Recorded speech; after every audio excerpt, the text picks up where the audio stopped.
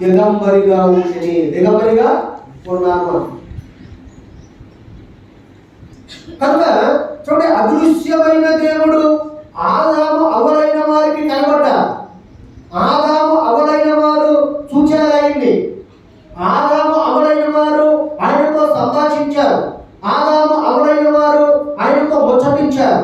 ఆదాము అవ్వలైన వారు ఆయనతో ఉండి మాట్లాడి సంభాషణ చేసి ఆయనతో కలిసి గడిపారు, సంతోషించారు, ఆనందించారు. ఆయనతో ఉండటానికి దేవుడు వారికి గొప్ప భాగ్యం ఇచ్చాడు, గొప్ప భాగ్యం ఇచ్చాడు. ఎందుకంటే ఆదాము అవ్వలైన వారికి ఎలాంటి భాగ్యం అయితే దేవుడు ఇచ్చాడో అలాంటి భాగ్యమునే మనకు కూడా ఇవ్వాలని అనుకోండి.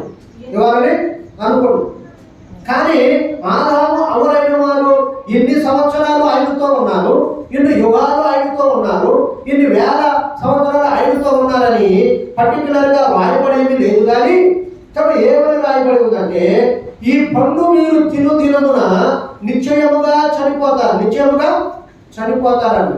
కనుక వాడు ఎంతకాలం దాన్ని నిలబెట్టుకున్నారు, ప్రభు యొక్క భయము ఎంతవరకు ఉన్నది అనేది చూడండి ఎవరు చెప్పారు.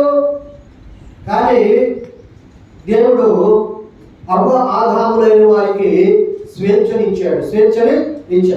ఈ తోట ఉంది, ఈ తోటలో ఉన్న ప్రతి చెట్ల ఫలాలు మీరు తినవచ్చు నిరభ్యంతరంగా, నిశ్చంతగా మీరు ప్రతి ఫలాలు మీరు తినవచ్చు. కానీ ఈ మంచి చెడ్డలు ఇచ్చే ఫలాలు ముట్టుకు మీరు ముట్టుకోకూడదు. కనుక మనం కూడా ఏం చేస్తున్నామంటే సమాజంలో కొన్నింటిని ఇది ముట్టుకుంటే, దీన్ని తింటే, దీన్ని సేవించడం వలన మీకు ఆరోగ్యానికి హానికరము, మీ ప్రాణానికి హానికరము అని కొన్ని చెబుతూ ఉన్నా. కనుక ఇవన్నీ కూడా మనము వింటున్నాము, చూస్తున్నాము, తింటున్నాము, తాగుతున్నారు. కానీ దాని వలన కొన్ని నష్టాలు అనేవి వాళ్ళకి వస్తున్నాయి. కానీ ఏమాత్రము కూడా వాళ్ళు కానని వారుగా, చూడని వారుగా, గ్రహించని వారుగా వాళ్ళు ఉంటారు. కనుక ప్రభు అంటున్న మాట ఏంటంటే, చూడండి, ఆయన అదృశ్య దేవుని స్వరూపి అయి సర్వ సృష్టికి ఆది సంభూతుడై ఉన్నాడు.